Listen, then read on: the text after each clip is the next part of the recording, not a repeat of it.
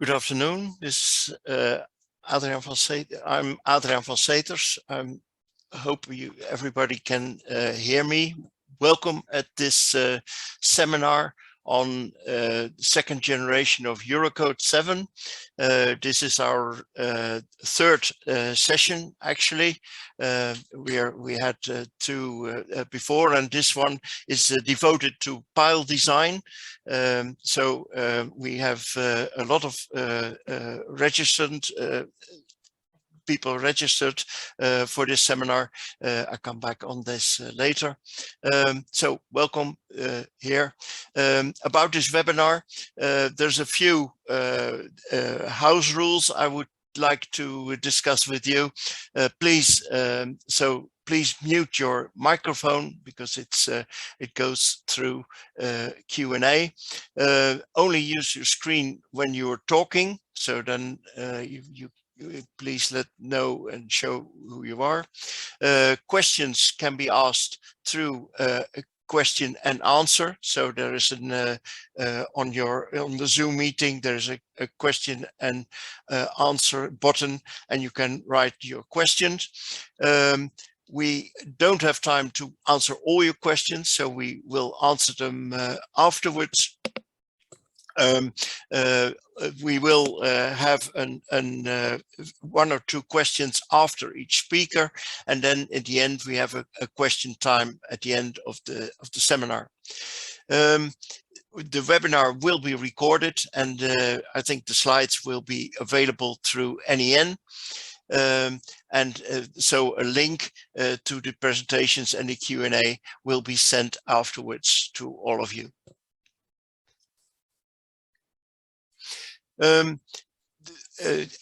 I am as chairman of the subcommittee 7, which is the subcommittee who drafts all the Eurocode text. I just want to draw your attention to the fact that we are nearing the end of the drafting process, and we are in the middle in the last possibility to give to comment on the draft text.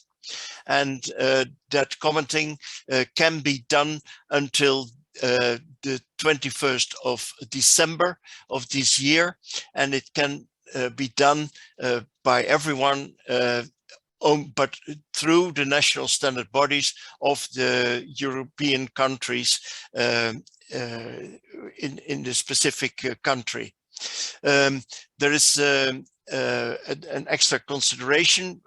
SE7 has made additional documents with formal inquiry text with some agreed comments which were already agreed in SE7 in track changes, and those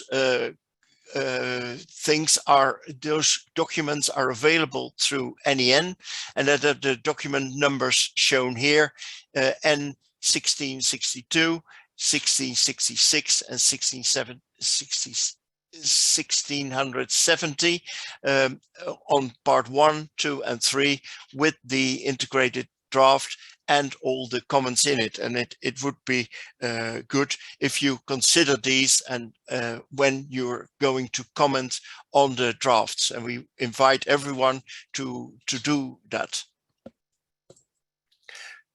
Then I come to the program.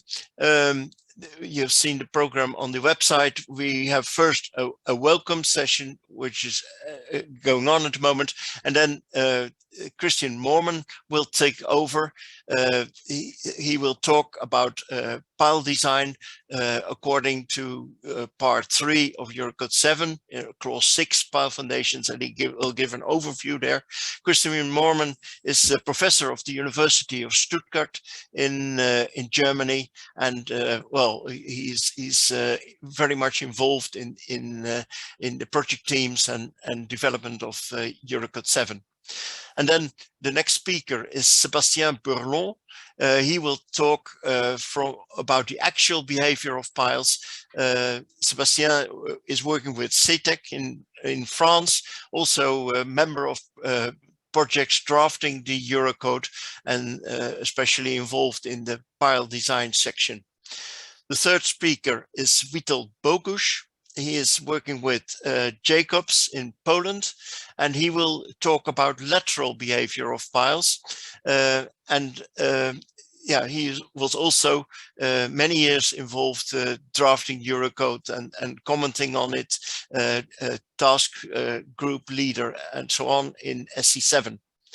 And the last speaker is Patrick Einsen. Patrick is one of the directors of Van het Hek, contractor in piling in the Netherlands, and he will talk about the experience and give some examples for application of the new Eurocode 7, so you can really see how it works out in practice. Thereafter, we will have a Q&A session, and we look forward to end this seminar at 5 o'clock. Just to let you know, we had about 800 people registered to attend this session. So that's for us, it's a real record, and it's good that it is from this collaboration between SC7, the Eurocode drafters, and the International Society for Soil Mechanics and Geotechnical Engineering, who brings this all together. And I must say, there's many people from Europe, but also from outside Europe. I see Singapore, United Arab Emirates, Zimbabwe. So we're really glad that we have so many people all over the world attending this seminar. Then I think this is the end of my presentation, and I would like to give the word to Christian Moorman, who will discuss an overview of the piling. So Christian, I stop sharing. Please take on the screen.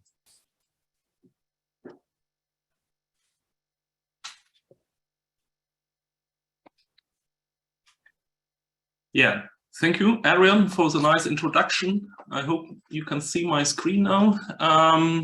Welcome also from my side to this webinar. Yeah, the intention is to provide an overview about the evolution of the current draft of especially clause 6, pile design according to the second generation of Eurocode 7.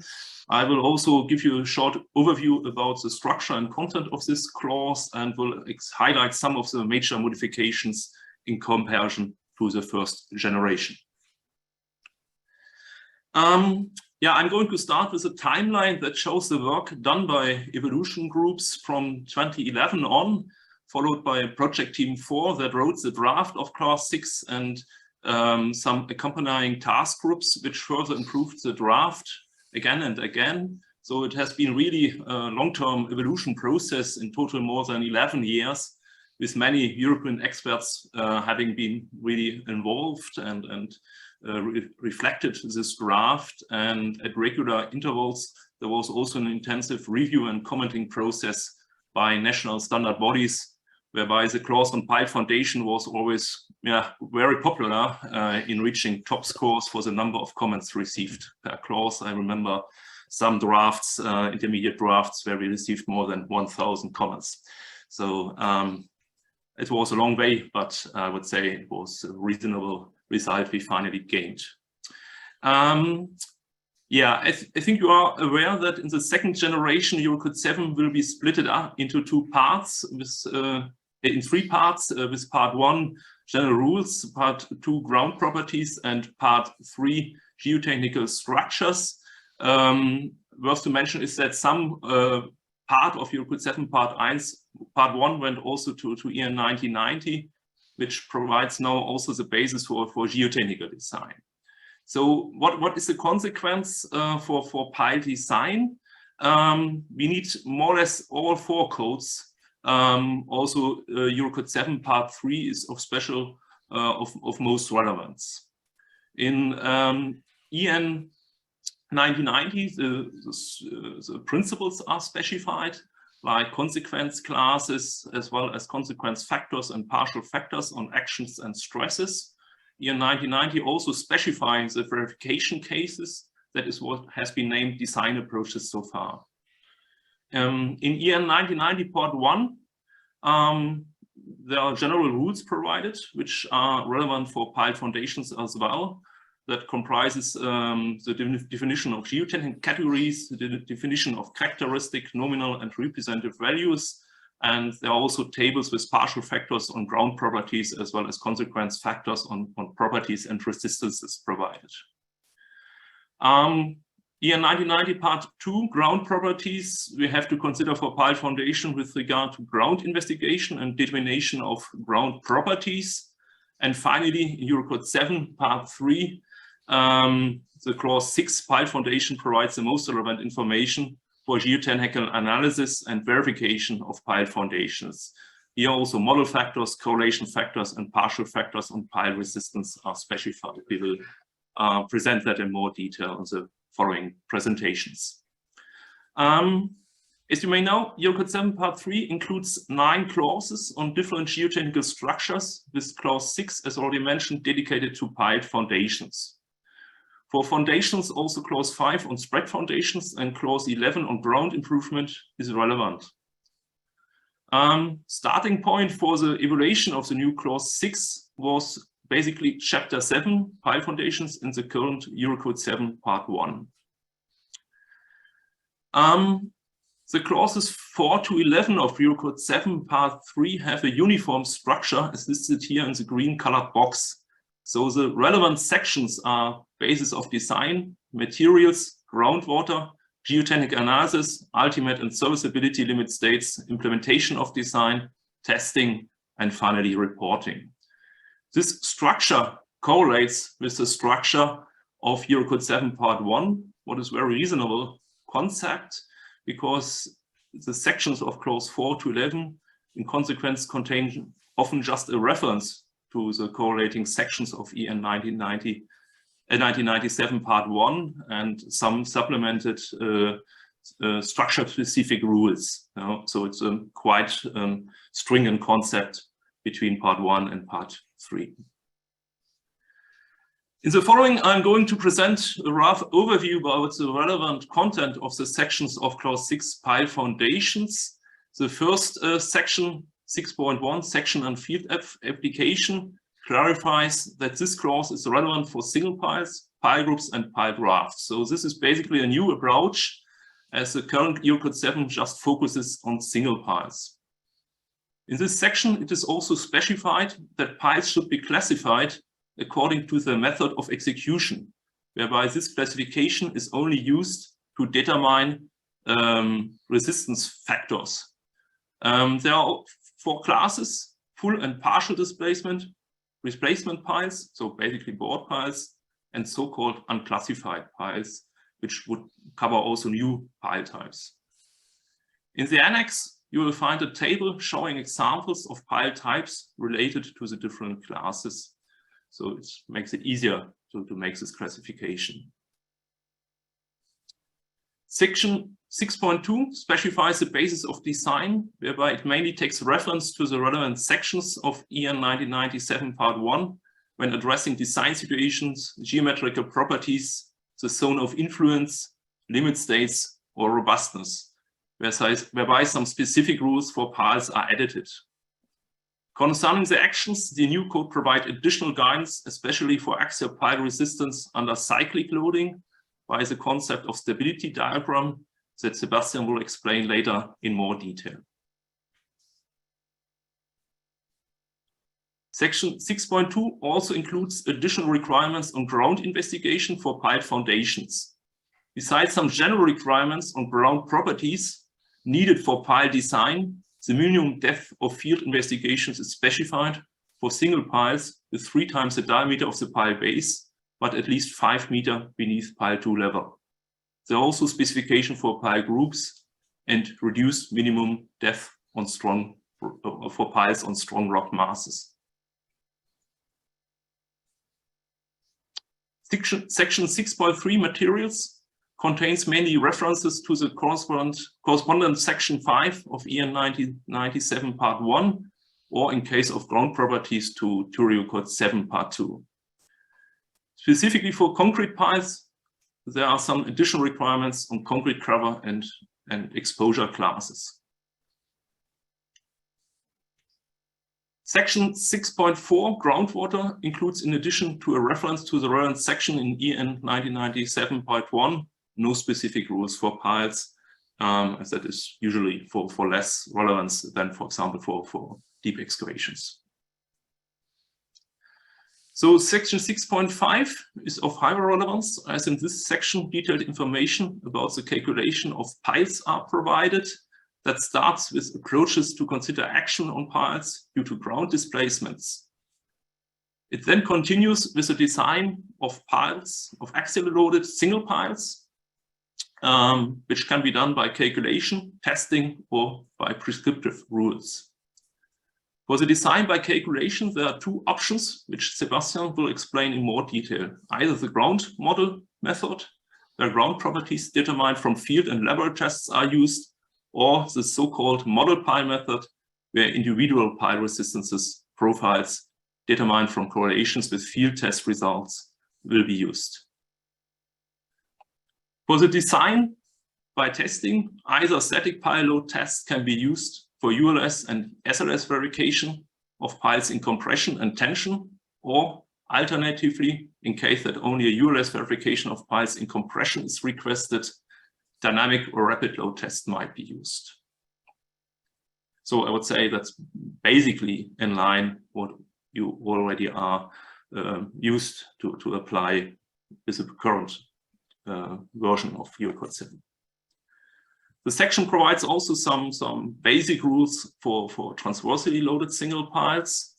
And what is new is that, as previously mentioned, it is covered not only to cover single piles, but also pile groups and pile rafts.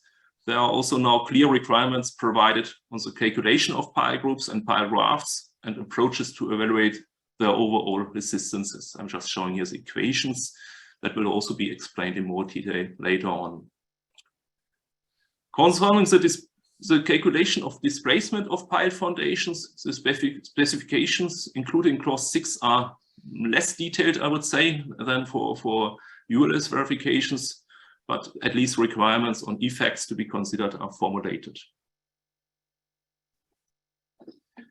As in the current code, any pile designed by calculation should be confirmed by site-specific load testing, preferably by static load testing, or alternatively by dynamic or rapid load tests.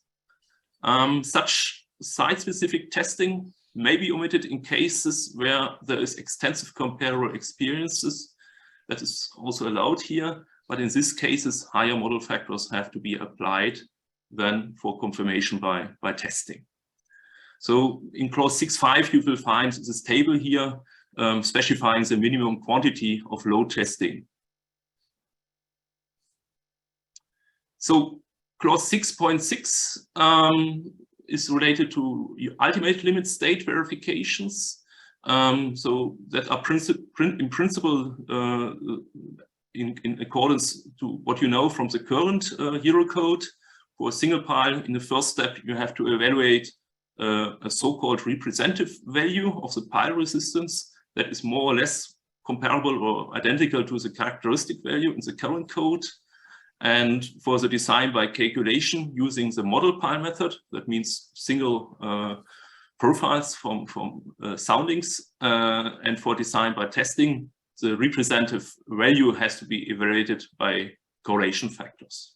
So that's also in line to the current practice. The design of the value of the axial resistance of a single pile is then derived by dividing the representative value of the pile resistance by model factor and by resistance factors. Two factors have to be considered, and part of, let's say, the uncertainties or the uncertainties related to the model or the testing is then covered by this model factors. And you will find then additional guidance on verification of axial tensile resistance, transverse resistance for single piles, as well for consideration of down drag and transverse ground loading for verification of single piles.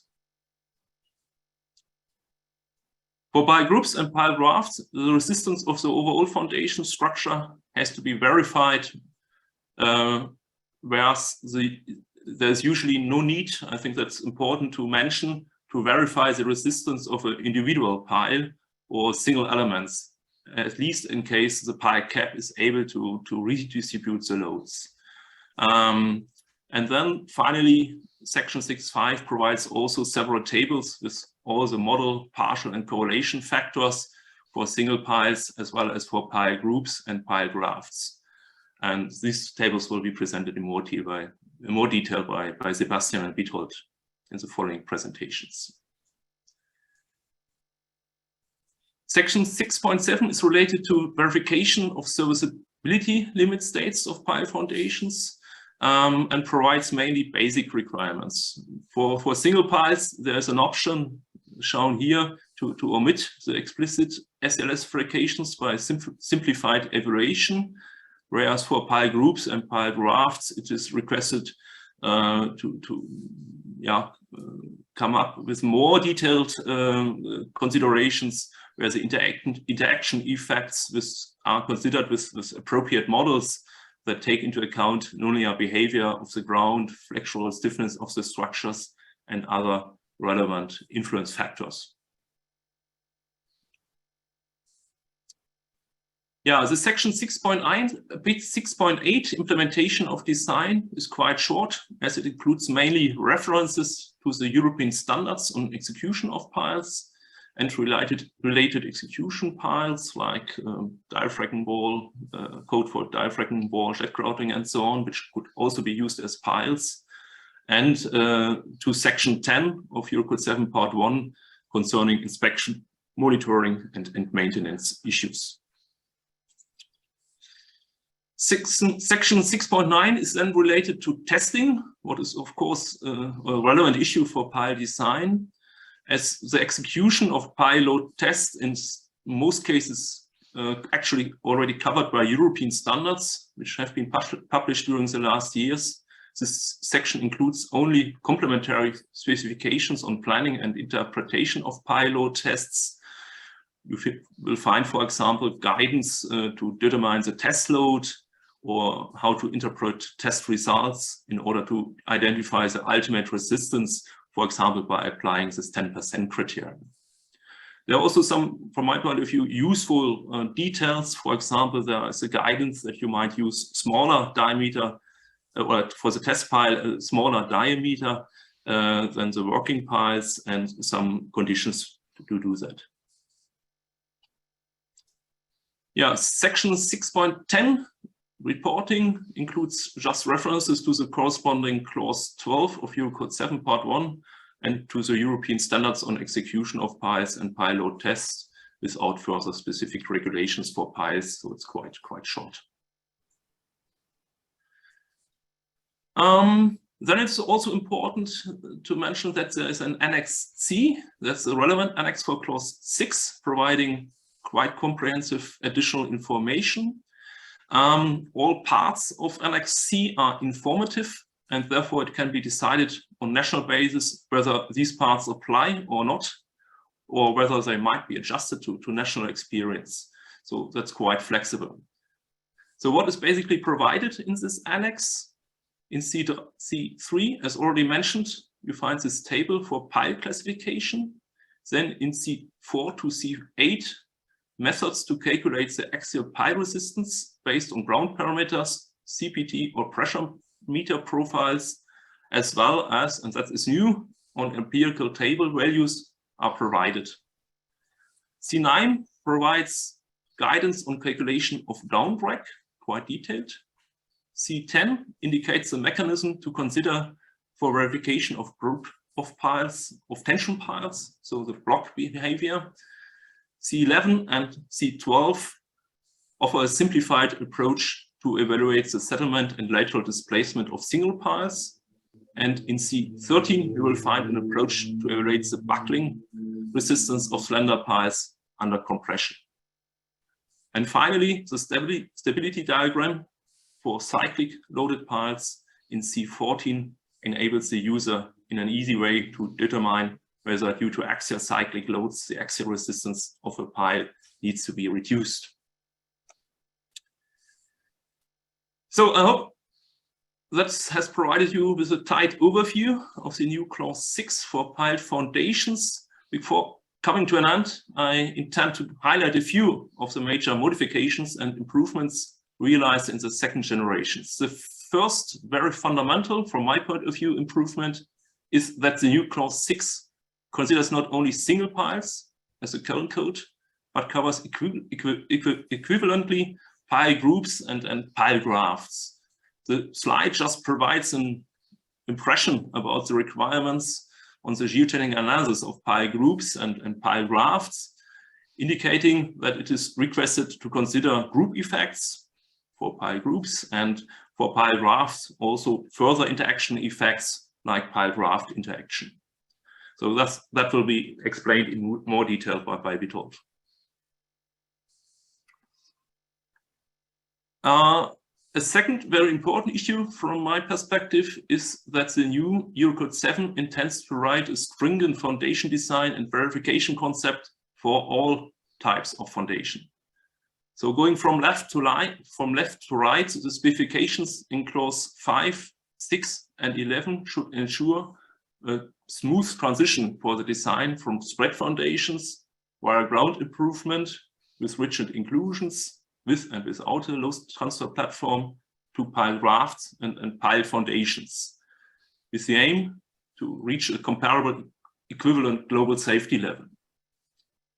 And I think that is reasonable, as there are really similar soil structure interactions, for example, for pile grafts and for ground improvement with rigid inclusions.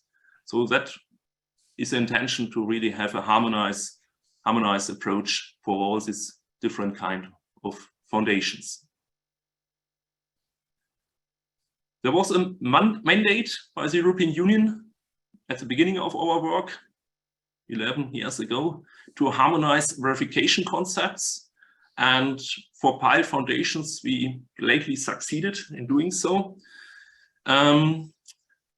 For axial piles, already in the current status, according to the first generations, mostly for axial pile design approach 2 is applied, as this evaluation of Andrew Bond indicates. And that's the reason why the resistance factor approach is the only used design approach, or now called verification case, for axially loaded single piles. Opposite to that, for laterally loaded single piles, the material factor approach is a regular verification case.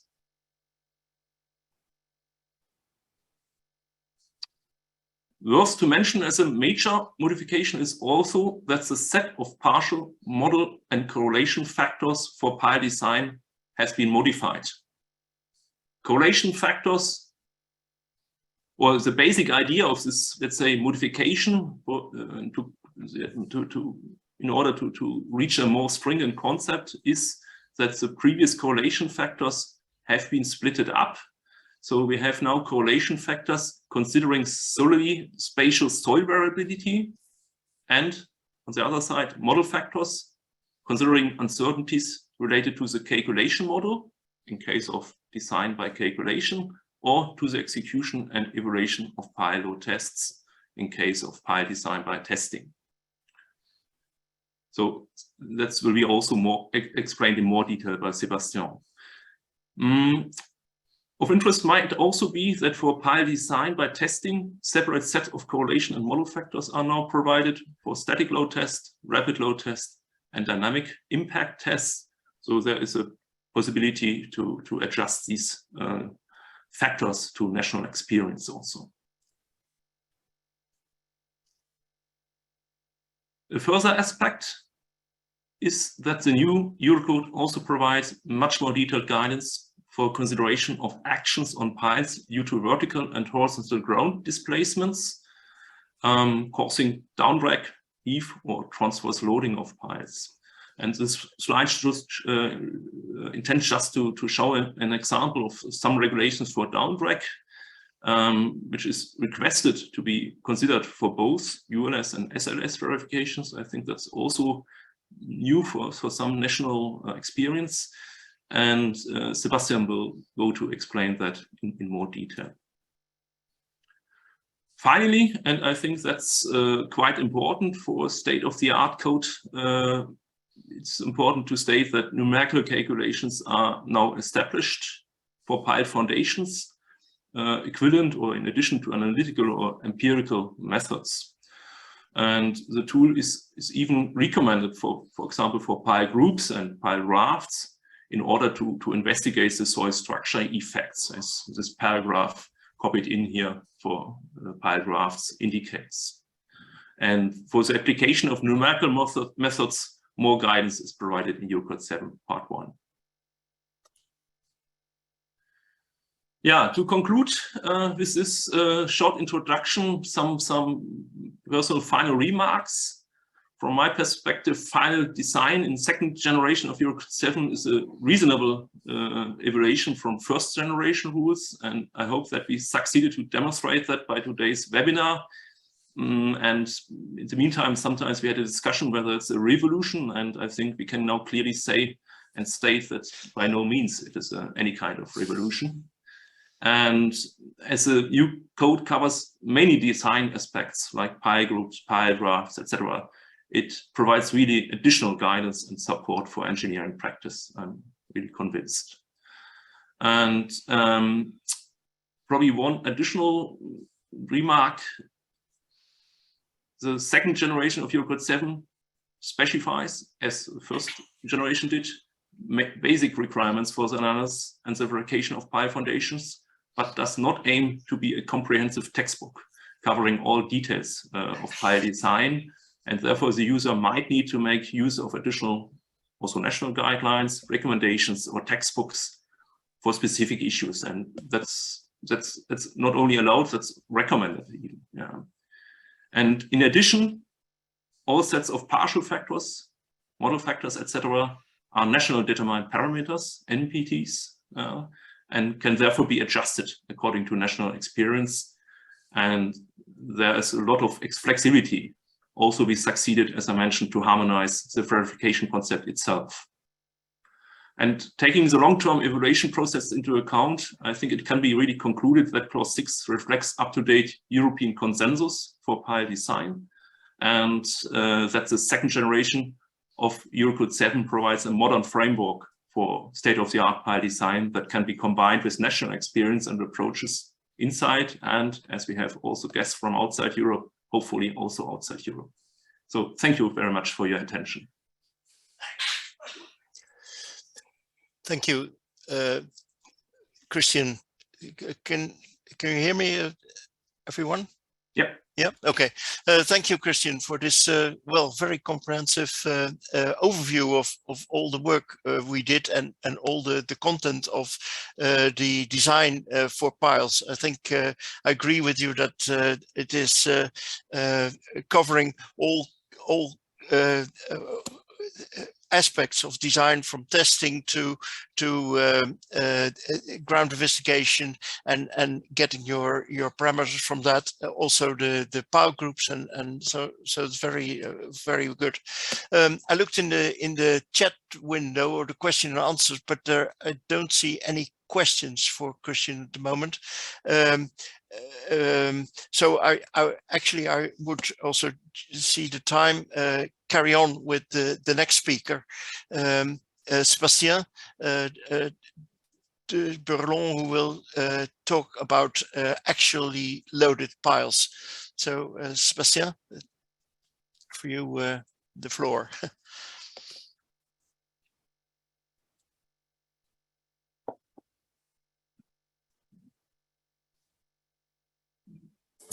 Okay, so you can you see my screen? Yes. Yeah, okay, and you can hear me, so I can start. So good afternoon, everyone. So my presentation, as already said by Adrian and Christian, is related to the axial behavior of pipe. So regarding the main principles for the axially loaded paths, in fact, there are very few changes in comparison to the previous Eurocode 7. So the main information, in fact, is the following. The rules, of course, are presented for all types of piles, so both displacement and replacement piles. And the fundamental equations regarding the calculation of the bearing capacity RC, considering the shaft resistance and the base resistance, have not been modified at all. And so there is no change with the previous Eurocode 7. So we have, in terms of the main calculation rules, is the same thing. So maybe 2 points to highlight. The first point is that we try to propose some information related to the consideration of the weight of the pile according as an action or as a resistance, and according to the existence of down drag applied on this pile. And the second point maybe to highlight is the displacement to mobilize both the pile base resistance and the pile shaft resistance should be checked, especially when the ground at the pile base and the ground along the shaft show a very large difference in terms of stiffness. And in fact, the same issue can be raised for transversal loading piles, and so we thought we'd come back on this issue also. So regarding the verification of the limit state, so as already mentioned by Christian, in fact, there is a great simplification, since now we have just one, in fact, if we can say that design approach, combining VC1 and RFA. So VC1, in fact, it is the verification case 1 defined in Eurocode 0, and the objective is in fact to apply the factors on the actions directly at the top of the pile. And RFA, so resistance factor approach, which is also defined in Eurocode 0. The objective is to apply the resistance factors on the bearing capacity, the shaft resistance, and the base resistance, depending, in fact, the different European countries. And so we have the following equations to verify for the ULS verification. So regarding the action, in fact, we use the well-established partial factors, so 1.35 on the permanent load, 1.5 on the variable load. So these two factors are some determined parameters, so they can be modified in each country. And for example, especially in Denmark, two combinations are considered for ULS cases. And regarding the resistance, so the design value of the resistance is calculated from the representative value of the bearing capacity, the base resistance of the shaft resistance. I will come back on that later. And we apply two different partial factors, so gamma R in relation to account for the limit states, and gamma D to account for the type of model if we consider some tests, or if we consider some calculations. So regarding the representative value, in fact, we have three different methods in order to assess this representative value. So the first one is based on a testing procedure, so based on static load test or dynamic load test or rapid load test. The second one is based on the ground model, is based on calculation, so considering the ground model method or the pile model method, and we can add some prescriptive rules.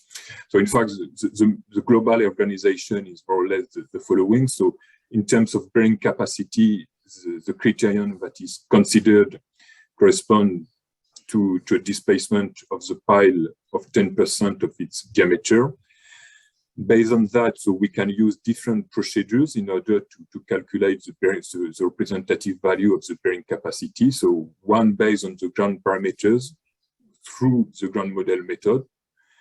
And typically, we just need a calculation model in order to derive the representative value. One based on some test profiles, so considering, for example, NSPTs, NPMTs, NSPTs, and through the model pile method, considering the average values of the bearing capacities, and in the same time, the minimal value of the bearing capacity.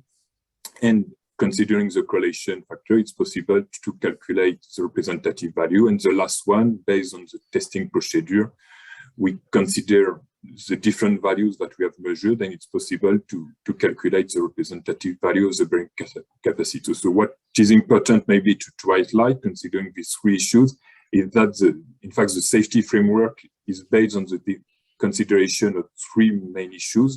The first one is the ground uncertainty. So regarding this issue, it is covered by the correlation factors C with the model pi method or with the testing procedure, or is it directly covered by during the elaboration of the ground model for the ground model method? The second uncertainty is related to the calculation model or the testing procedure. And so in order to cover this uncertainty, there is an appropriate model factor that I will present later. And at the end, as I have presented before, there is a last factor in relation with the verification of the limit state that can vary for each European country.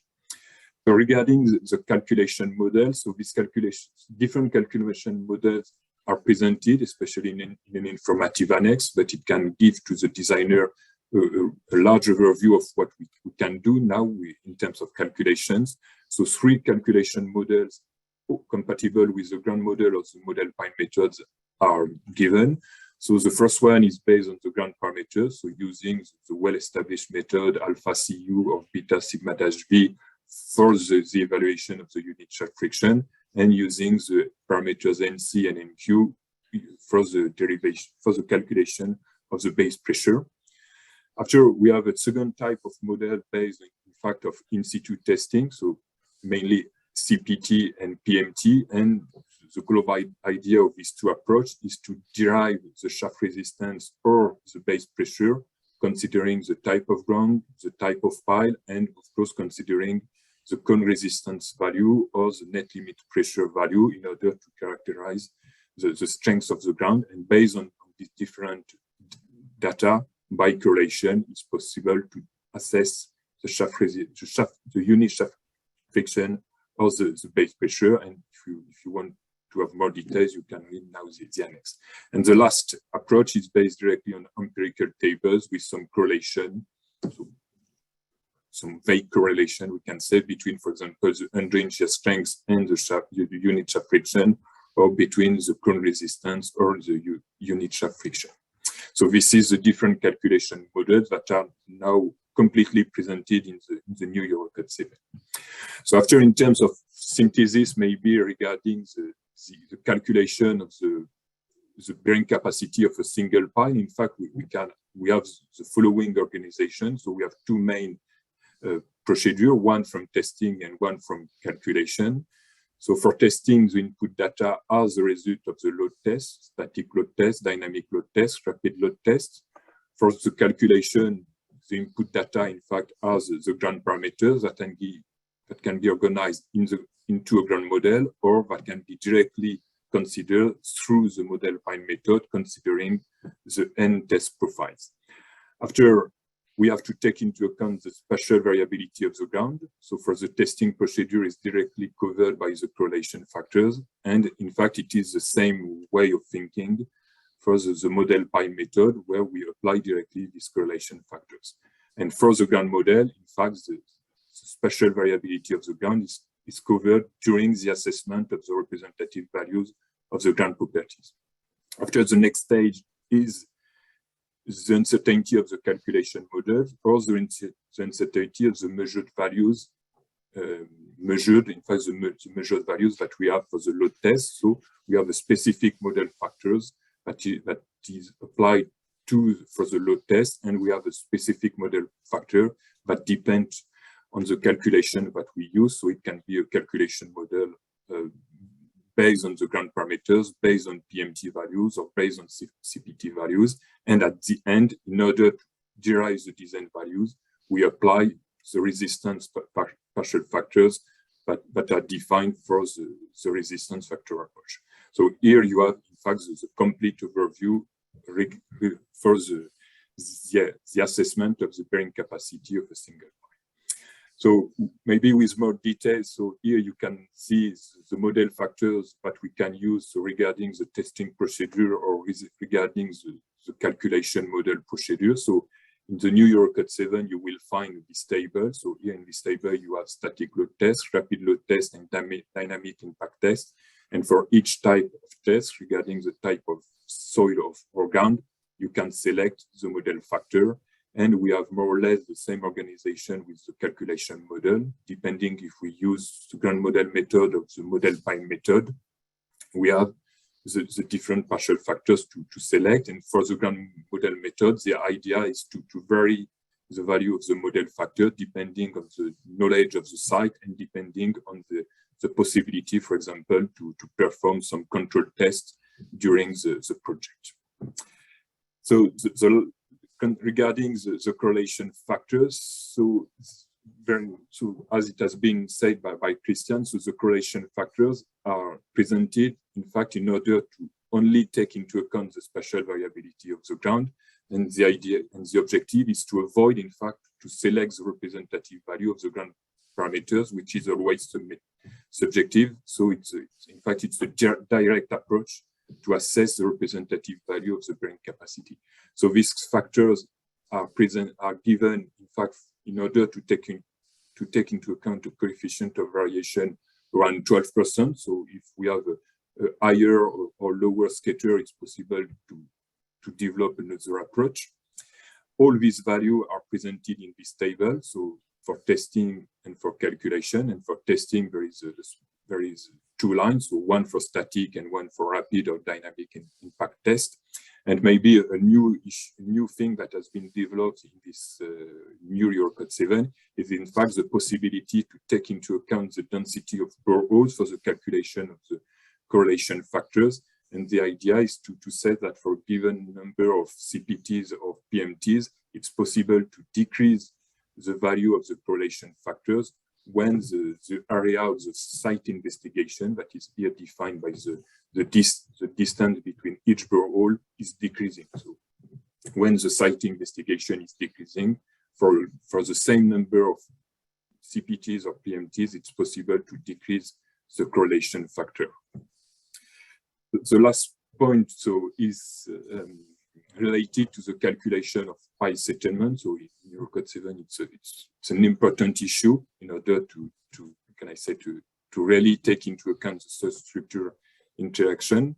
So the main information to highlight is maybe the fact that, of course, the non-linearity of the load displacement curve has to be taken into account. So both for the verification of geotechnical and structural limit state. And regarding the settlement of a single pi, in fact, it's possible to calibrate, to use directly some load test or to use some analytical or numerical model as it has been developed and already presented by Christian.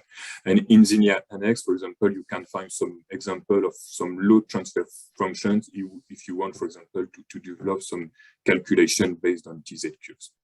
So the new thing now is the assessment of the down drag. So for down drag, two approaches are presented: a simplified approach, which is based on the calculation of the drag force, considering the appropriate width of ground where the ground settlement is higher than the pi settlement. So it corresponds to the conventional, the historical approach that we have, and maybe a more modern approach, or maybe more rigorous approach, where the drag force is calculated by considering the interaction between the ground submitted to a settlement, S-ground, and the pile with its own settlement, S-pile. And so, for example, using some TZ curve, it's possible to solve this problem using these equations. So the main advantage of this kind of approach is that it's possible to assess the drag force both for ULS and both for SLS.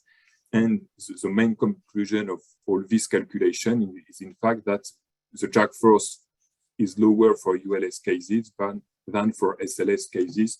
So it's in this way, the new Eurocode 7, in fact, allows to make some optimization for the design of the piles. Another important issue regarding the down drag is the fact that the drag force, as we can see on the previous figure, in fact, the effect of the drag force is that the maximal value in terms of axial normal force is not located at the top of the pile. And so, based on this argument, on this reason, in fact, it's possible to not combine directly the drag force with the variable load. And so in the Annex C, there is this different combination that are presented. So for SLS, we combine the permanent load with the main variable load, or we combine the permanent load with the drag force, but we don't consider at the same moment the main variable load and the drag force. And for the ULS, we apply the same principle.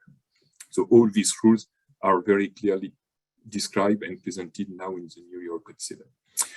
A last point to present before the conclusion is some elements have been introduced, especially in the annex, in order to take into account the cyclic effects. So this diagram, inspired from Poulos' approach, is presented where on the x-axis we have the ratio between the permanent load and the bearing capacity of the pile, and on the y-axis we have the variation of the variable load normalized by the bearing capacity of the pile. And based on this type of diagram, it's possible, in fact, according to all the international literature that we have on cyclic effects on pile, to define a stable domain where the Eurocode 7 part 3 is completely applied. So the rules that we propose in Eurocode 7 can be completely applied for this domain. And when we are in the meta-stable domain or the unstable domain, so when we are in a domain where the variable load are too large, in fact, we say to the designer to consult this international standard that is in line with the design approach for the offshore industry in order to explicitly take into account the cyclic effects. So to conclude,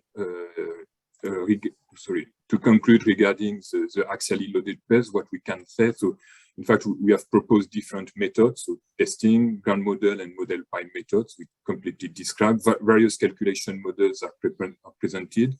So from ground parameters, CPTs, PMTs, and all these calculation models are updated, if I can say that. And the last thing is the use of empirical tables. The importance of settlements is highlighted with the need to take into account the ground linearity, especially in the perspective to verify the pile foundations. This new approach for down drag, where the idea is to really, again, to take into account soil structure principles. And the last point is some recommendation to account for cyclic effects. And maybe the two last point to conclude is that with all these ingredients, so the design principles, the methods based on testing or on ground parameters, the calculation models, the idea is to have the possibility to already address very various cases from single piles to group of piles of pile raft. And in the same time, as it has been already highlighted by Christian, is to really ensure in terms of axial loading a continuity between the design of piles and the design of rigid inclusions. So thank you for your attention. And if you have some question, it's the right time. Okay, thanks, Sebastian. Can you hear me? Yeah. Thank you, Sebastian. There was one question in the chat dealing with negative shaft friction on piles or pile groups. If there is a difference between if that's taken into account, but I think Christian, you might have answered it because it disappeared now. Yeah, sorry for that. I was aware that it would disappear, but it's just shifted to the answered question that's still there. Okay. Yeah. Okay. My answer was that the specifications for downdrag are formulated originally for pile foundations. But, from my perspective, they are formulated in such a general way, because you have to evaluate the neutral plane and so on. So it's displacement driven, that it can be applied in the identical way to pile rafts as well. Okay. And there's a question, Sebastian, is in the chat box, is overloading of a pile allowed? So, overloading, is it possible to exceed some limits? I don't think so. For single pile, I think it's not possible. I think I don't know if it's if I answer correctly to the question, but as it has been highlighted by by Christian regarding PyRAFT foundation, it's possible to admit some overloadings, provided that the slab or the raft has the capacity to transfer this overloading on some piles to other piles, for example. After the main question, again, when we have some overloadings, the question that comes after, is the question of the settlement, the evaluation of this settlement, and the evaluation of this settlement according to the time, taking into account, for example, some clip effects. Yeah. Okay. I think we just keep the other questions for later on, because now they're calling a lot of them in. I would like to give the floor to Witold on lateral pile loads. Yeah, hi. I hope you can hear me well. Plus, I hope you can see my presentation at the moment. Okay, so I will be talking about lateral behavior of piles plus few extra special considerations. First thing, the outline, I will mostly focus on transversal loading, but I will also mention something about pile groups and pile rafts as the extension of what Christian already mentioned. And also I'd like to just briefly mention two other subjects that are a new addition to the code, which are buckling for piles and thermoactive structures. Just a brief disclaimer that some of the phrasing or some numbering of clauses that I'm using here might be subjected to change after the final inquiry. So when it comes to transversal loading, to be honest, not that much have changed. What we get in the code is the extension of what was already there. We definitely get more than previously, but also it's mostly codifying the actual practice that we can see in everyday design. So we can use both calculations or testing for determining resistance of a single pile. We should consider two possibilities, either rotation or translation of a rigid body or bending failure. We need to consider fixity of the pile both at the head as well as at the base.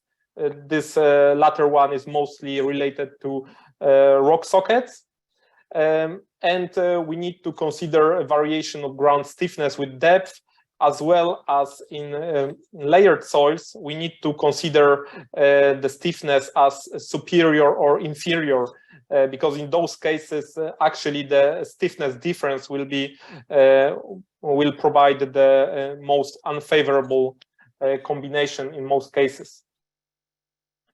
When it comes to the verification of the limit state, it's the same as for all the others. So basically we need to compare the design transversal force, which should include also a force due to moving ground as well. For example, if we're stabilizing some landslide with piles, and that would put some additional loading on those piles.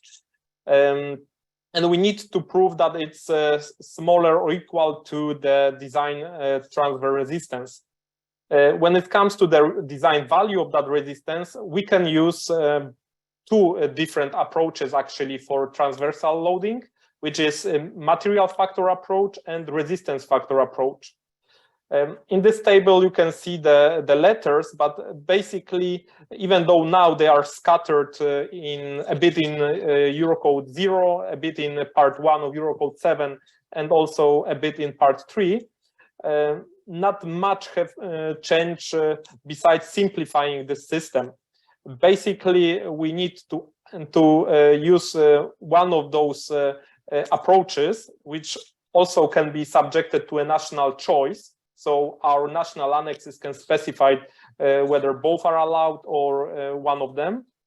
And in case of material factor approach, what is important, we should use both combinations. A and B, which basically are equivalent to existing combination 1 and combination 2 in design approach 1. Or in resistance factor approach, we should use a factor for resistance. And what is also important for transversal loading, we only have the option of using a ground model method. There is no model pile method in this case. Further requirements related to transversal loading are that we need to consider actions on piles originating from adverse effects of ground movements or asymmetric loads. Which basically means that we need to consider any type of additional loading that might be affecting our pile, like backfill behind the bridge abutment. Also, it should consider current and future change of ground level. Moving ground in those cases should be classified as permanent actions. Also, there is a few paragraphs related to socketed piles. This is quite a particular issue, but for those cases where those piles are subjected to transversal loading, the critical situation will actually result from the large difference in stiffness between rock mass and any overlying soil. I think this is what differentiates transversal loading from vertical capacity of piles, that we have to pay a lot of attention actually to stiffness of the whole system. And the last but not least, that the representative value of stiffness should be selected as either upper or lower value, depending on which is more critical. This is actually not only true for the ground, but also for the pile and the structural stiffness itself. Of course, we can use load transfer functions. I think they are the most common approach nowadays for transversely loaded piles. In those cases, transversal movements are considered as a serviceability limit state. What is probably the main difference now is that new Eurocode 7 puts a lot of attention and emphasizes the need to use non-linear interaction and like non-linear load displacement curves. It doesn't mean that linear ones are not allowed, but it's pointed out that they might lead to not realistic results. For single piles, we can use when calculating either empirical or analytical methods or numerical methods. And also here is also highlighted that nonlinear stiffness should be preferred. I think in general, numerical methods are much more highlighted in the second generation, and we should be more open to their use in practical design. But not to leave designers without anything in the code. In Annex C, which I must highlight, it's informative, so it might be subjected to change at the national level, and it's not obligatory. It's just additional guidance for designers. There we can find a bilinear model for transversely loaded piles, where we can find information how to predict that behavior and lateral pressure of the ground at failure. We can also find equations how to deal with that in short-term undrained situations and in drained and under drained conditions. However, it should be emphasized that those approaches could be considered as quite conservative. So there is still a lot of value in using alternative methods as long as they are proven in practice. When it comes to pile groups and pile drafts, that's probably one of the major changes that was introduced in the second generation, especially regarding pile drafts. So Christian provided already a very good introduction into that subject. I will basically focus on what we should really be glad about in the new code. First of all, is that there actually are not that many differences. There is this smooth transition between different kinds of foundations, and in terms of pile drafts, what we need to consider in addition to the pile group, it's basically the interaction with the raft of the foundation. And but what the code allows us to do is actually to utilize this concept to utilize the additional surcharge effects resulting from the raft and additional restraint provided by the raft in contact with the ground. Because of that, we should be able to provide more economic design to our foundations when we go from pile groups to pile drafts. When it comes to verification of ultimate vertical resistance of the pile group, this is actually something that most of us are familiar with. In those cases, that resistance will be equal to minimum of either sum of ultimate axial resistances of individual piles or of the ultimate resistance of the whole block bounded by a perimeter of the pile group. And then we can compare the design actions with that design value of resistance. We don't get that much information about lateral and moment loading of on pile groups, but what we definitely need to do is consider the effect of pile interaction, especially the so-called shadow effect of closely spaced piles, and also head fixity of those piles. When interaction between different piles is expected to be significant, we should actually go for numerical models in those conditions and consider nonlinear group pile response. Preferably, we should be able to use to allow for use of combined axial, lateral, and moment actions in those cases. Also, a new addition is consideration of pile groups subjected to tension. Besides a few relevant paragraphs pointing out what should be considered, like reduction in effective vertical stresses in the group. Also, we are given a calculation model in Annex C.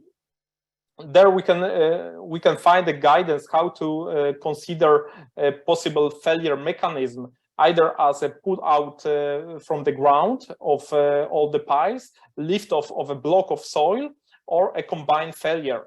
Also, we have information how we should consider a block failure for a single pile. When it comes to pile drafts, the consideration of ultimate compressive resistance seems quite clear in the situation. It's presented as the sum of compressive resistance of individual piles, as well as the compressive resistance of the raft alone. However, in this situation, what is very important is to consider the compatibility of displacements for those two elements. So again, probably numerical methods might seem as the best choice in many cases.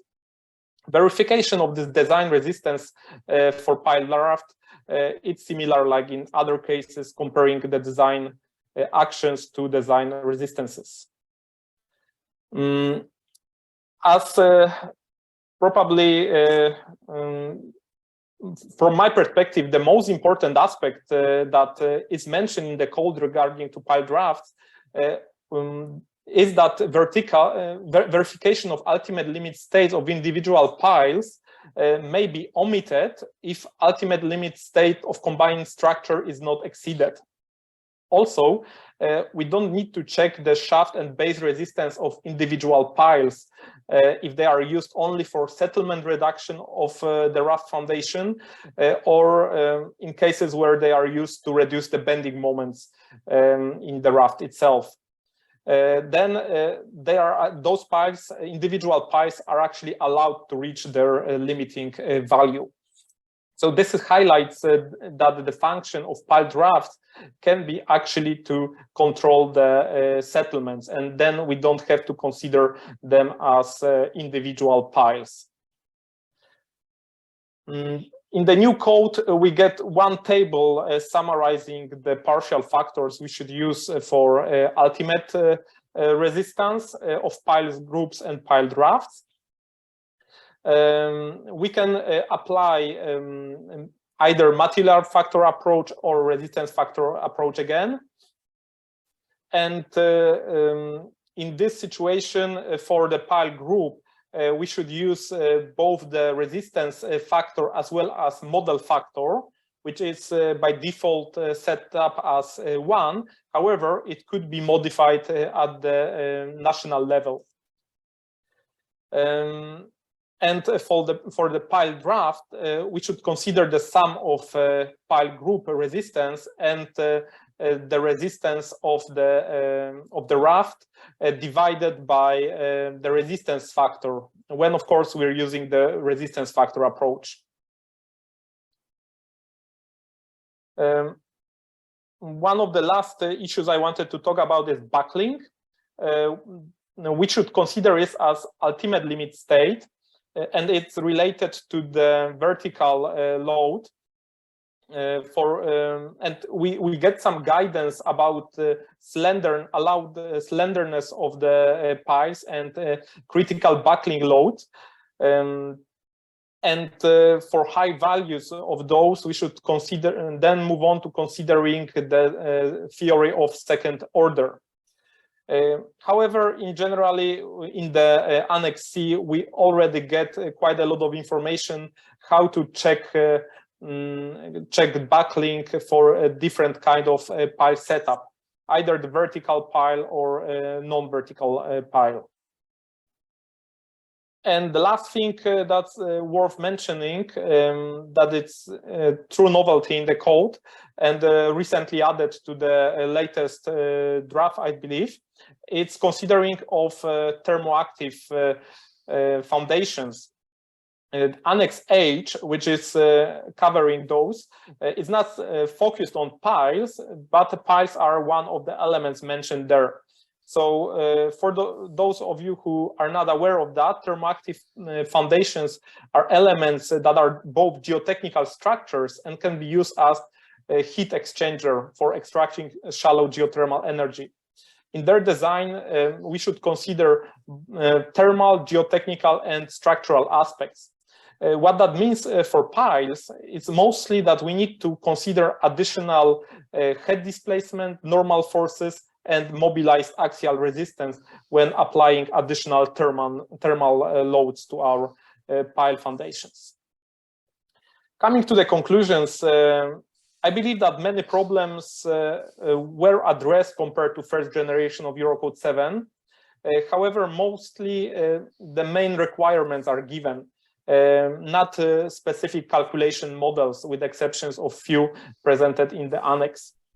Some examples of the models are presented in that annex. However, modifications or additions to those models are still allowed at the national level. We're not restricted by national annex. The code still remains flexible to different project-specific choices, which is especially useful when using Eurocode outside of Europe. The code is open for national practices and traditions within a common framework of Eurocode 7, but there is still a use, and sometimes there might be a need to use additional guidelines.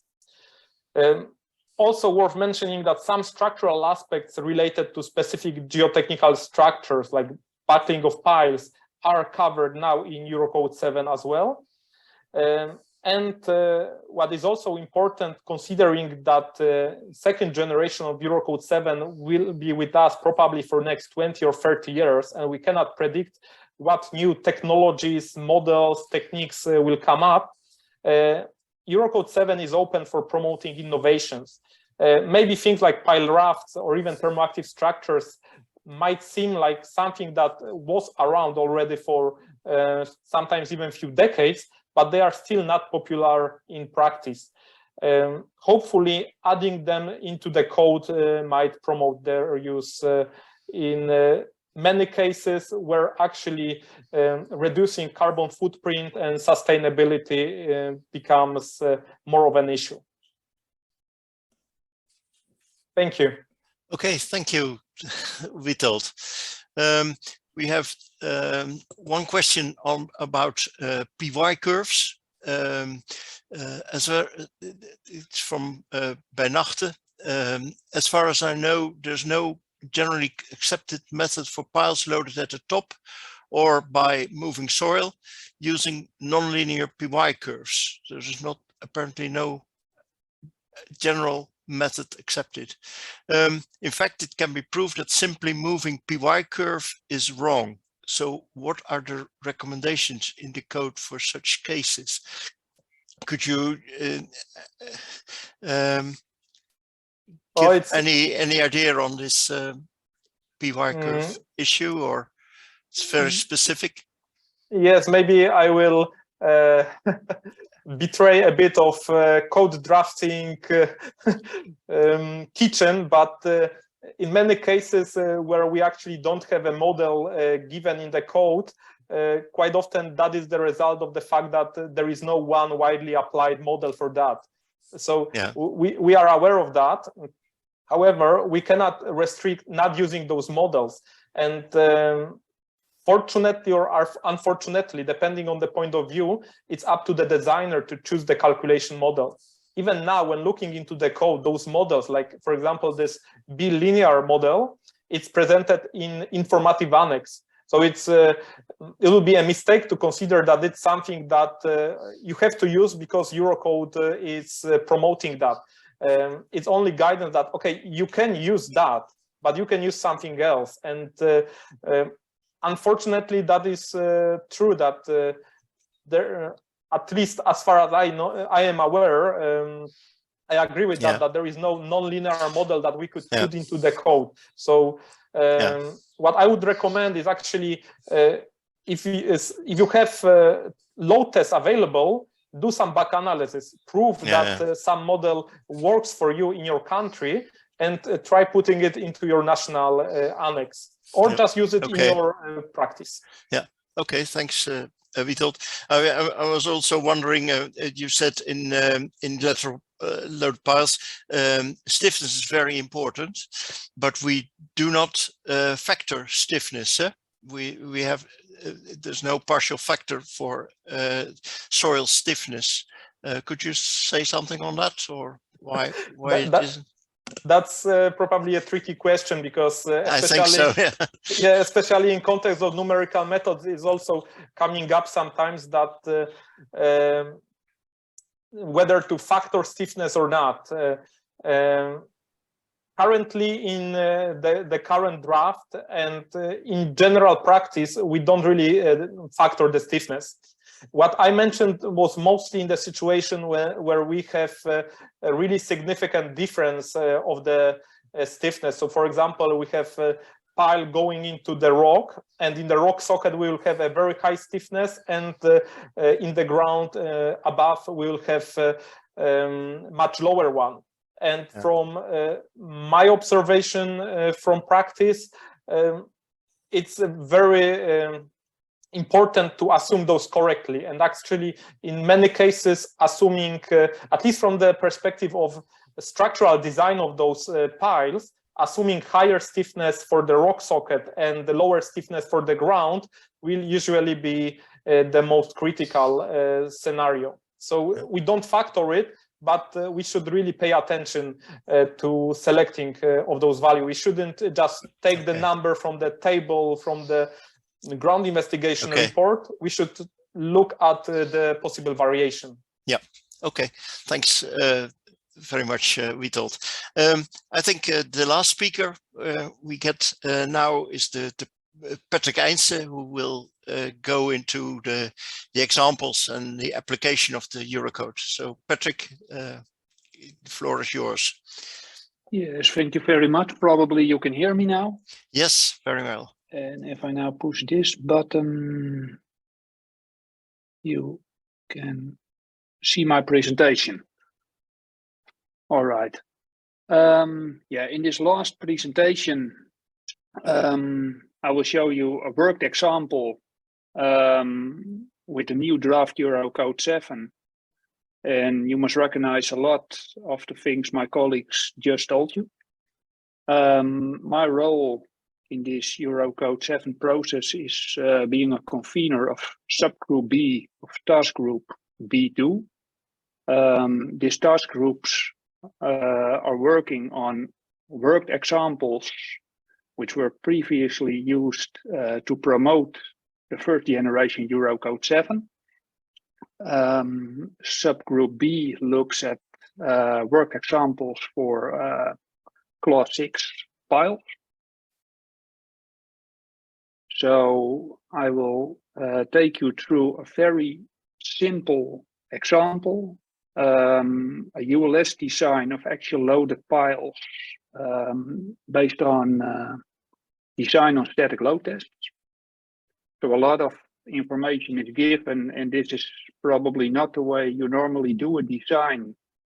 But in this way, you get a very good view on the changes in the use of partial factors, correlation factors, and the new model factors. In this case, we assume we are going to build a construction on a foundation of bored piles with a diameter of 1.2 meter and a length of 50 meters. On site, 4 load tests are performed on exactly these type of piles, and the characteristic vertical load and characteristic variable load are given, as well as the pile test result. First of all, we look at the pile test results, taking into account that we assume pile failure, as in most countries is done, is a 10% deviation of the base diameter. So in this case, we find for pile 1, pile failure at 2.14 meganewtons, pile 2, 1.69 meganewtons, for pile 3, 1.73, pile 4, 2.33. As we did in the old Eurocode, we now do in the new Eurocode, we look at the mean capacity and we look at the minimum capacity of a certain data set. Well, with the current Eurocode, with 4 load tests, we would have a factor, a correlation factor on the mean capacity of 1.1 and a correlation factor of 1.0 on the minimum bearing capacity. Actually, in the current draft, this is the same. So in both cases, going from test results to characteristic resistance, we will find 1.73 as the value to take into account for further calculation. However, in the notes to this table, it is stated that the correlation factors are based on a coefficient of variation of the data in the data set of less than 12%. This implies that the data should set should be split into multiple sets with less variation. However, this is not written in the code. In the case of doing a calculation based on test results. So we go with this higher coefficient of variation, and we just take into account the correlation factors for tests. To come from representative to design resistance, we now need not only a partial safety factor, but we also need a model factor. The partial factor for safety is given in this draft in table 6.10. As we told us, I will make the same disclaimer if this draft is subject to change, and it's also dependent on you. If you comment through your national member society to this code, probably table numbers will shift. However, you will find something back that looks like it. Board piles are replacement piles. So here in the red box, you see we have to apply a factor 1.1. What you also see in this table is that we use a resistance factor approach, verification case 1. In the current Eurocode, we would have to evaluate multiple design approaches. In this case, we do not. In table 6.4, you find the model factor for design by testing for static load tests in fine soils, we assume is 1.0. Well, in the current code, as I already told, we would have to evaluate multiple design approaches, where in the new draft, the table 6.10, in which we found the partial safety factor, just told us that we only have to evaluate one verification case.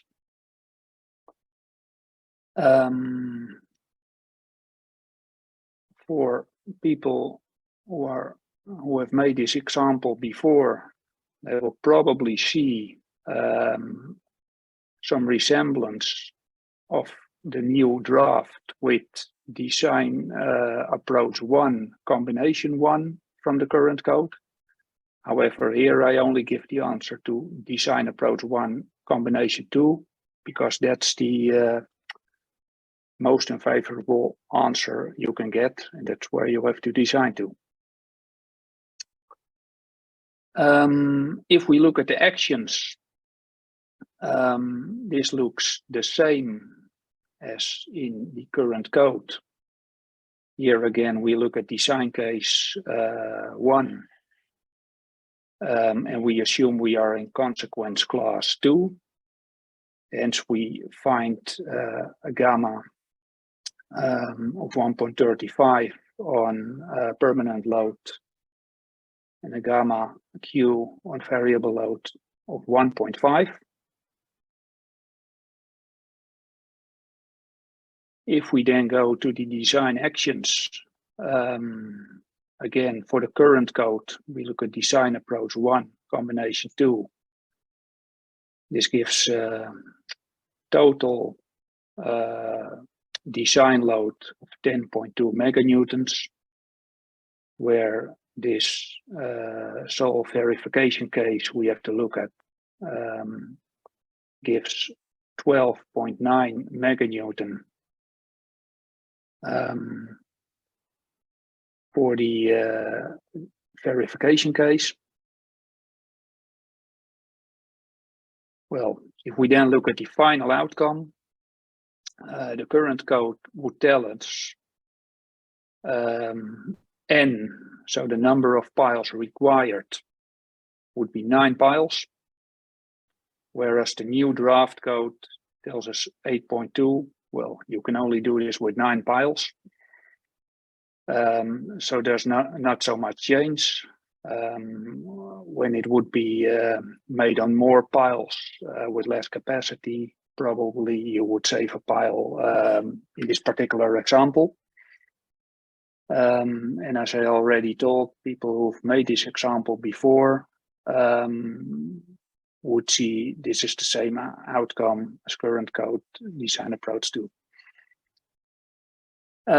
Conclusions that can be drawn from this particular example is that the new code specifies which design case to follow instead of having to evaluate multiple design approaches. There is a new factor, the model factor, as Christian already told us, for the accuracy of the chosen design model, testing, calculation by model pile, or calculation by a ground model. For design by testing, the new correlations factors could give slightly more conservative characteristic values when you have more than 5 piles. And furthermore, if you would consider that the basis of these correlation factors is a coefficient of variation less than 12%, you would have to do more calculations to find the right correlation factors, and then you will also have more conservative results. Well, another example.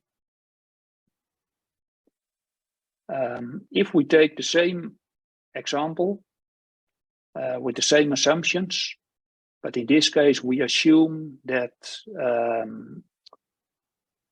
the bearing capacities which were given as test results are now calculated with the model pile method based on CPTs.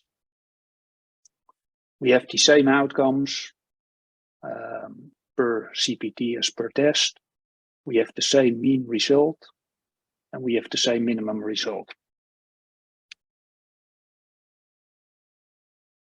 When we then look at the current code, we obviously have higher correlation factors on the mean as well as on the minimum value. If we look at the current draft code, it is explicitly stated in the table and in the notes that the coefficient of variation should be less than 12%. In this particular case, the coefficient of variation for the full data set is 13%. So this implies the data set should be split. As Sebastian showed us, there is also the factor which is given in note B in the table, that the reference spacing for this table is 30 meters. So if this CPTs we assume would be on a grid of less than 30 meters, we would be able to reduce the correlation factor. However, because of the fact that these 4 results which we have in the data set have a higher coefficient of variation than 12%, we have to split this data set. We have no information in this example on the distance. So in this case, we assume all CPTs are in one straight line along the side on a spacing of 30 meters. In that case, we could group CPT 1, 2, and 3 as one data set with a coefficient of variation of 11%. And in that case, for that group, we can look in the table, say we have 3 numbers of tests or profiles, and we have a correlation factor on the mean of 1.33% and on the minimum of 1.23, which gives a slightly lower characteristic pile resistance that you saw on the previous slide for the current code. CPT4 should be considered on its own. So no variation, just a factor of 1.4 to come to the characteristic value. To take you further through this example, we assume the construction will be built in the area where CPT 1, 2, and 3 are present, not 4. Otherwise, it gets too complicated for now. And then we run the example like we did the example for design by testing. However, for the model pile method, we have another table giving the partial safety factor. What you see, it will give you the same verification case. So also for model pile calculation, there's only one verification case to consider. And we find for total resistance in compression, because this is all we know, for a replacement pile, a partial safety factor of 1.1. For pile design by calculation, to find the model factor, we have table 6.3. The model pile method, cone penetration testing on compressive resistance gives us also a model factor of 1.1.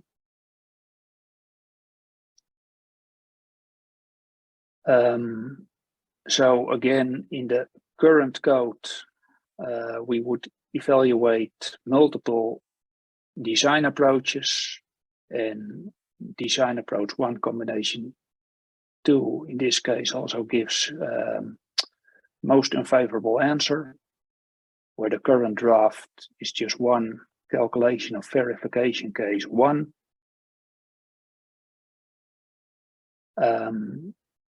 The side of the actions, again the same. Factors you may recognize from the previous example I did, but also from current practice. In this particular case, you see again the same answers for the actions.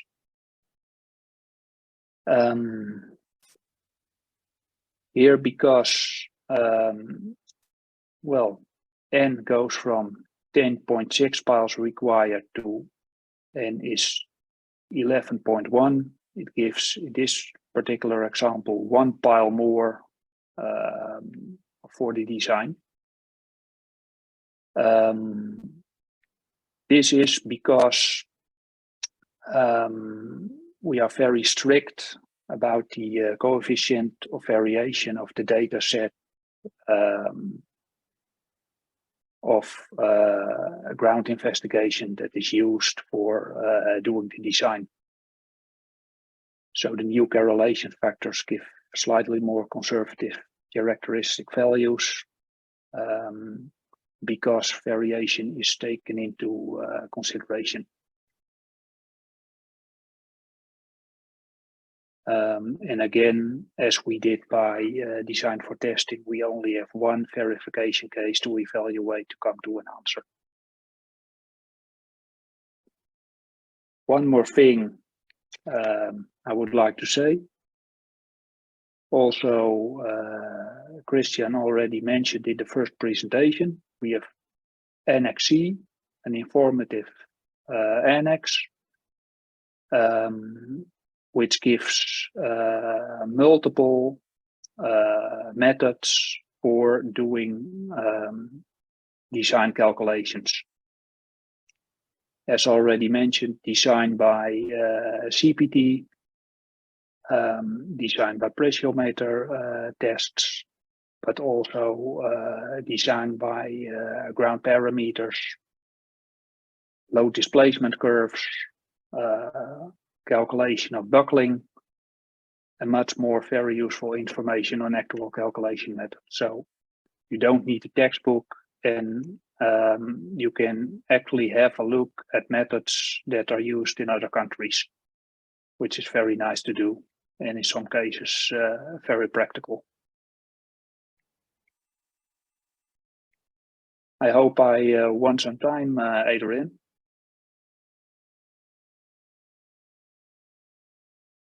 You are still muted. Thanks very much, Patrick. I think very good to have this examples, because it shows really how the code's working, and also the differences with the old code. And in further on that, if we start on the discussions, we have a number of questions I would like.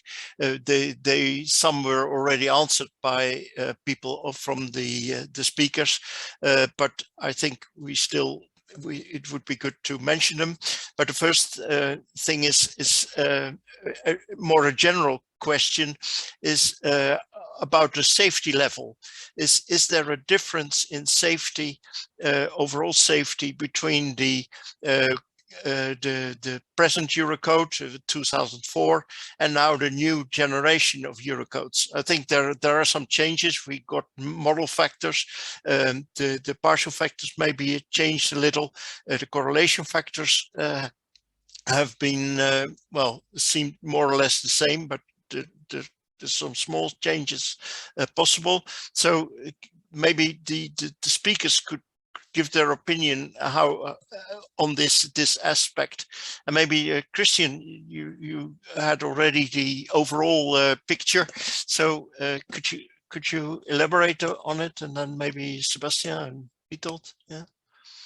Yeah, I mean, generally it was the aim to remain with the same level of global equivalent safety for pile foundations in the second generation. So all the modifications made, splitting up the previous correlation factors into the new correlation factors and the additional model factors, was done with the aim to have equivalent factors which in combination result in the same equivalent global safety level. That works in general, but might not work precisely in each combination.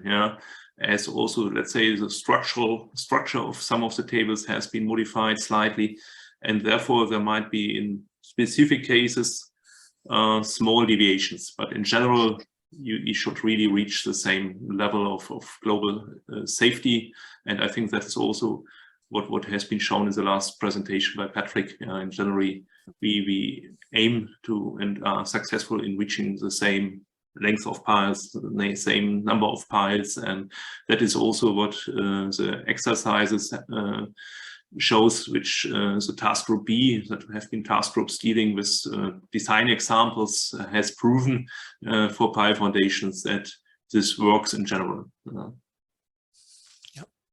Sebastian or Witold, something to add here, or Patrick? Yeah, using this extra model factor gives a slight different distribution of the safety in the model, and dependent on the choices you make, what kind of testing you do, how deep you go into design,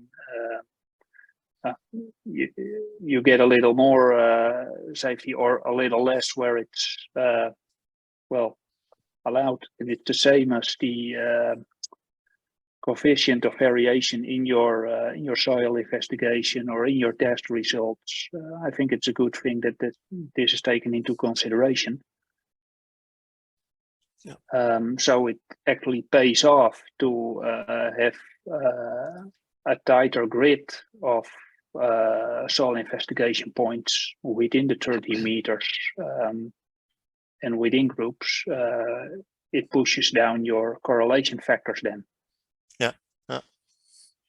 Yeah, so it's also and more making a more accurate model and taking more. I think that the second generation takes more effects into account than previously. I think that's important. Yeah. If I may add something to that, I think it's important to highlight two aspects related to the safety level. One thing is that Eurocode is targeting specific safety level, but still it's something that it's for the countries and national standardization bodies to set up. So at the national level, it's possible to modify practically all of those values that affect the safety levels. That's one thing. Second thing is that also there is something that already was part of the first seminar, that we also have the consequence factors. They will also, this is a new system introduced in the second generation. To some extent, it was present in the first one, but it was rarely used in many countries, where we actually can modify the values of some partial factors based on the consequence class of the structure. And this is also something that affects the final result. So there is no straightforward way of comparing the, let's say, old results and new results. And it's also worth highlighting that there was some considerable effort made with the design examples in the task group led by Loretta Batali, and where Patrick was involved in that as well, where actually they looked into comparison of those cases designed by the old Eurocode and the current one. Yeah. Okay. Correct. Thanks. Then I have some questions from the chat. One of them, some of them are already answered, but I think it would be good to just to discuss them. One is, are pile installation effects taken into account in pile groups and pile rafts, depending on the pile type? And maybe Sebastian, you already had an answer to that, but you could explain a bit. Regarding this effect, so what Eurocode 7.3 says that yes, you have to take into account these effects. So it's up to the designer to decide after how to take into account this effect, depending on the pipe techniques. How can I say the way to install all the piles, because it depends on the order of the piles. So it's a very difficult question in practice. So the code says yes, it has to be taken into account. After the question how, I think it's up to the designer to decide. Okay. In fact, more generally, maybe the code is organized in order what we have to verify. It's the aim of a code. After the way to verify the limit state, I think it's up to the designer to do that and to let him or her free to proceed as he wants or as she wants, depending on the cost of the project, the delay of the project, etc. Okay. Then a question was how to take into account down drag for floating piles, and that in surface or ultimate states. I think also you answered that one. The code says that yes, you have to take into account, you have to calculate down drag, as I have explained, or I have tried to explain, both for SLS and ULS. And so we have two approaches. One, a simplified approach. So it's clear that it's based on the assumption of the neutral plane, which is maybe sometimes complex, but with the rigorous approach based on soil structure interaction, it's possible with the numerical modeling to take into account any situation, and so the case of the floating pile, there is no specific problem with that. Okay. Then there's a question on vibration piles. Eurocode 7 does not provide guidelines for the calculation of bearing capacity installed by vibration. What is the reason for not including it? Yeah, with the experience, well, in most cases there's a reduction in overall bearing capacity of vibrated piles compared to driven piles. What is the experience concerning this reduction that can be taken into account in the calculation? Maybe Sébastien or Christian, could you answer For me, this? I have just answered regarding the French experience based on PMT rules, and in PM with when we proceed to some correlation to assess the shaft unit, the unit shaft friction and the base pressure based on the correlation with the limit pressure, we try to take into account the vibration effects with the correction factors. But I don't know in detail the other calculation methods. Yeah. So maybe for CPT, Adrian, I let you answer.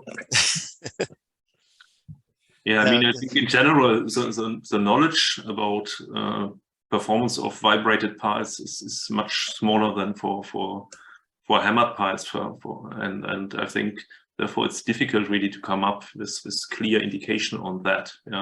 What we, let's say, realized based on research work, our own one, but also in literature, that the behavior, the performance of a vibrated pile is also related to the execution parameters. That means also frequency you are choosing, the amplitude and so on. So I think it's difficult to really consider that by clear guidance currently.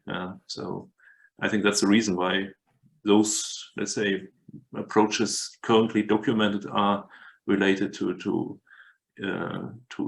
driven piles only. Patrick, something in on CPT design?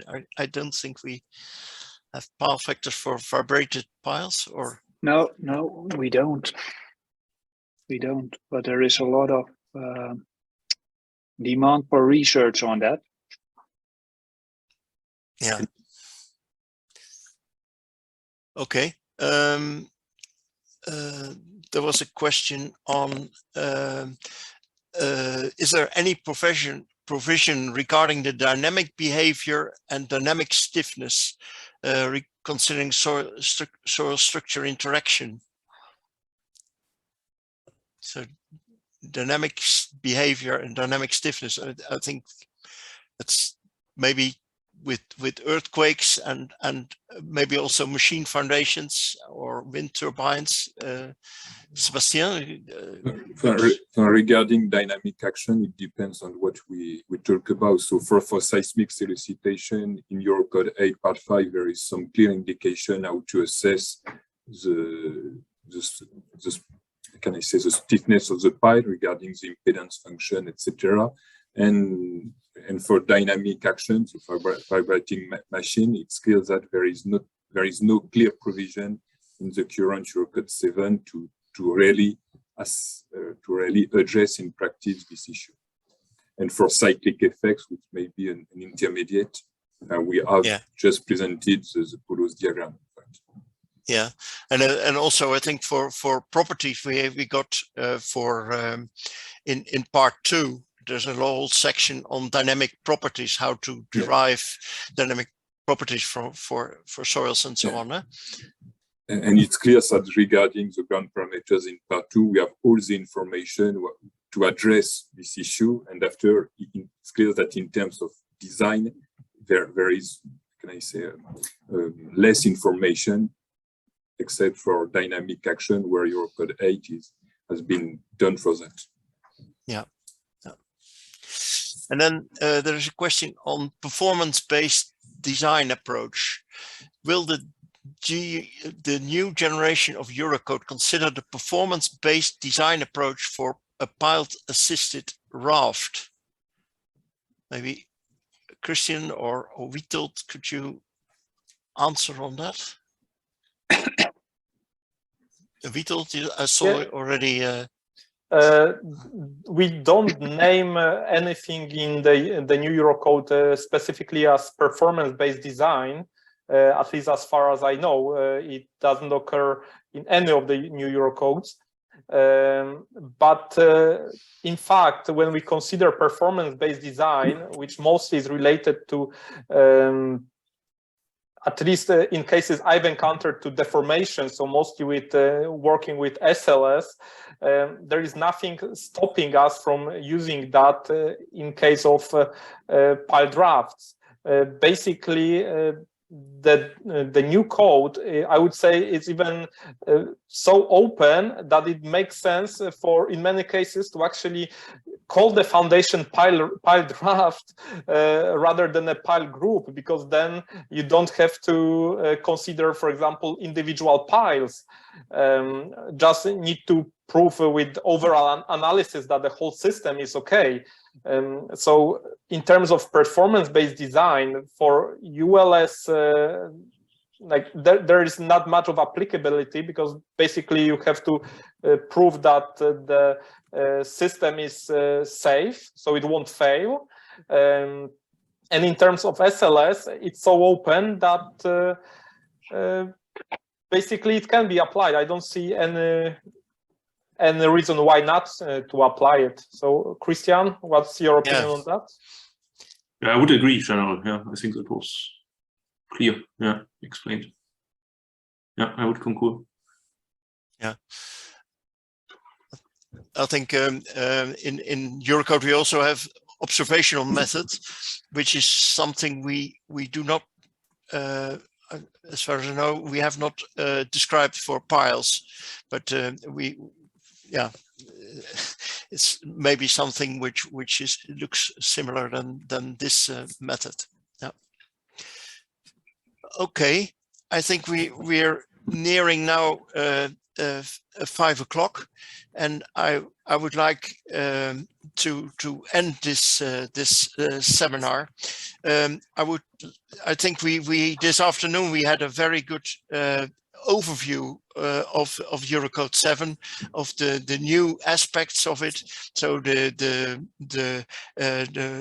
different partial factors were mentioned, but also the methods which were which are in the annexes to compute certain things. Also the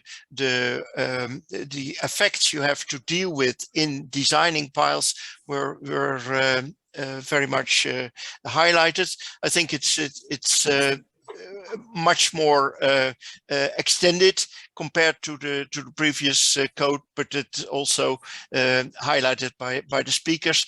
I think in the end, the examples, we did a lot of examples to prove whether we have a change in trend between the old and the new versions. And I think Patrick showed examples on these things. So in drafting it, we had also a look at the effects of what we wrote. So I think those. Thanks for the panel and the speakers for their work to bring this to the highlight, and I would sincerely thank you for that. I also would thank you all for joining us this day. We will come back. I share the screen for a next seminar. Share my screen.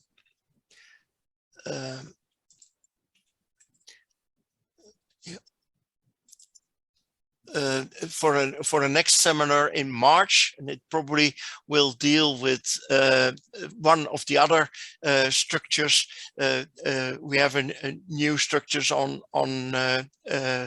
ground improvement, fill structures, but also items like groundwater will then pass the review.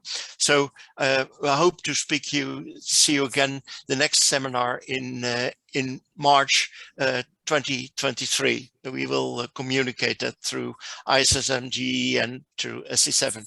So thank you all, and maybe the speakers could just stay on, and we could go into special speakers mode. Yeah. Okay. Thank you, and bye-bye.